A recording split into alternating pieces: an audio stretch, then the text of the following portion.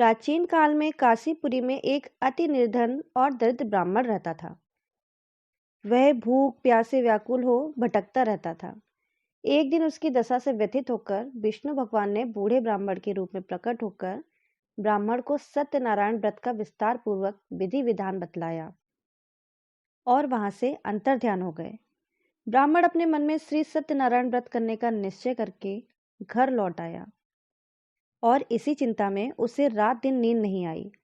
सवेरा होते ही वह सत्यनारायण के व्रत का संकल्प करके भिक्षा मांगने के लिए चल दिया। उस दिन थोड़े ही परिश्रम से बहुत अधिक भिक्षा प्राप्त हुई।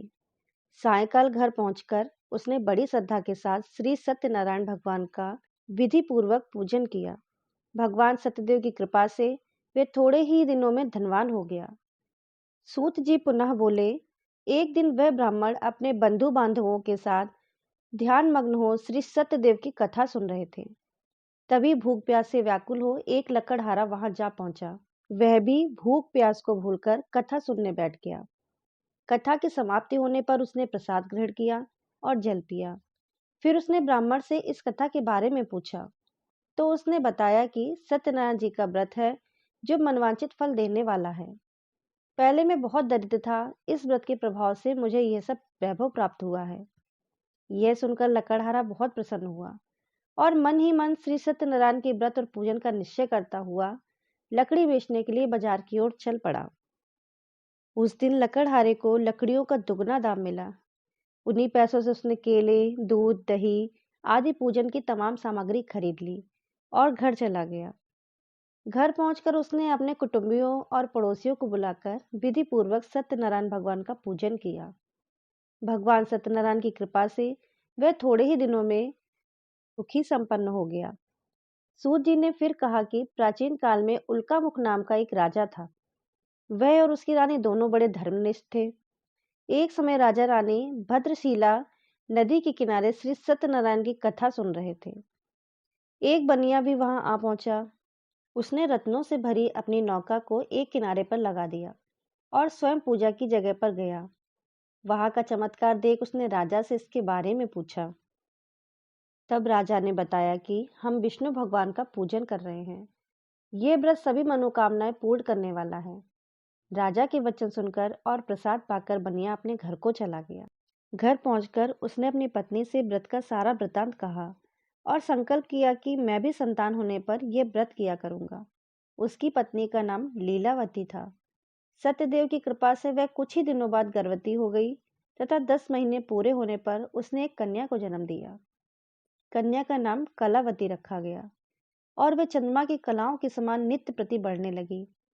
एक दिन अवसर पाकर लीलावती ने अपने पति को सत्यदेव का व्रत करने की बात याद दिलाई तो उसने कहा कि मैं यह व्रत कन्या के विवाह के समय ही करूंगा।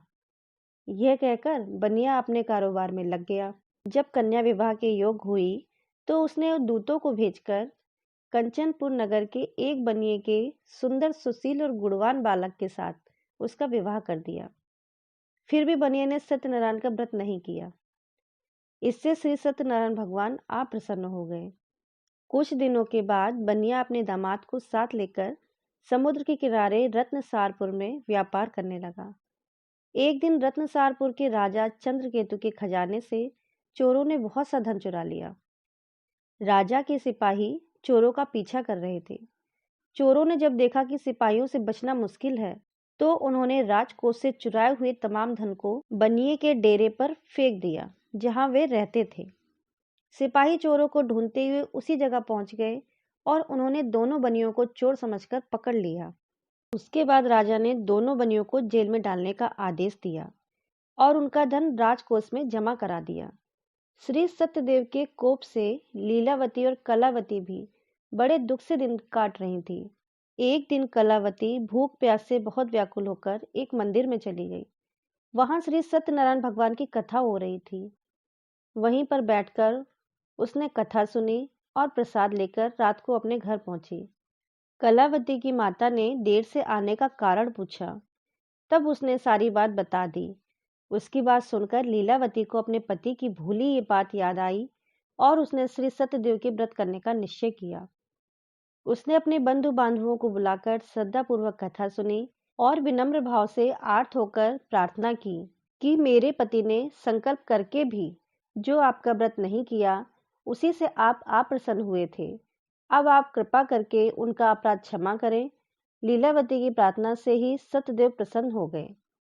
उसी रात्र में श्री सत्यदेव ने राजा चंद्रकेतु को स्वप्न में दर्शन देकर कहा कि प्रातःकाल होते ही दोनों बनियों को जेल से छोड़ दो और उनका सभी धन उन्हें लौटा दो, वरना पुत्र पौत्र समेत तुम्हारा सारा राज नष्ट हो जाएगा।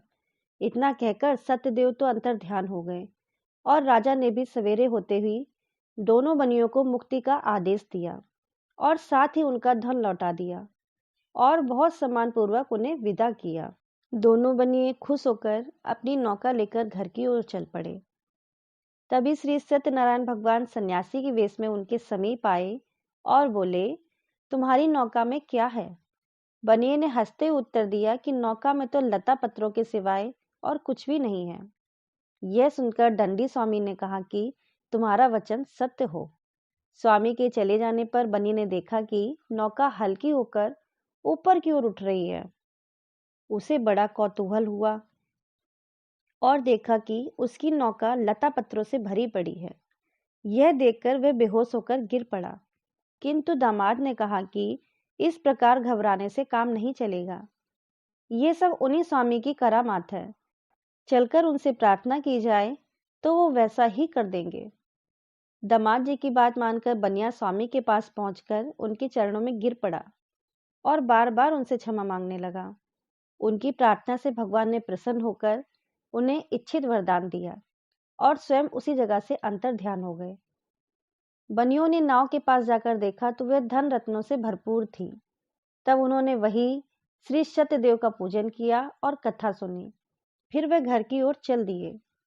अपने नगर के समीप पहुंचकर बनिया ने लीलावती के पास अपने आने का समाचार भेजा। लीलावती उस समय श्री सत्यनारायण की कथा सुन रही थी।